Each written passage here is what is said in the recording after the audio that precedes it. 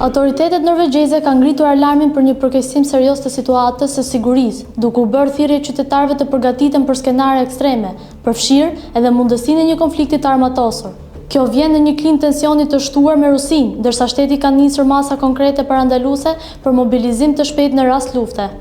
Më shumë se 13.500 njoftime zyrtare paraprake u janë dërguar individëve dhe subjekteve që disponojnë pasuri të konsiderueshme, duke i paralajmëruar se banesat, automjetet apo mjetet të tjera private mund të vijnë në dispozicion të shtetit për qëllim ushtarak. Sipas autoriteteve, kjo masë synon të garantojë akses të menjëhershëm të ushtrisë në burime logjistike jetike në rast emergjence.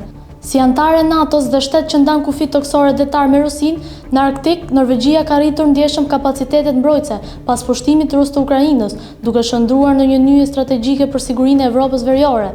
Ndërkohë dhe Polonia ka ndërmarrë masa të pazakonta duke shpërndarë udhëzues mbi jetese për rreth 70 milion familje. Këto manuale përmbajnë orientim të detajuar për reagimin ndaj sulmeve ushtarake, rreziqeve kimike apo bërthamore, si dhe ndaj krizave të rënda infrastrukturore, duke reflektuar shqetësimin në rritje për sigurinë në Evropë.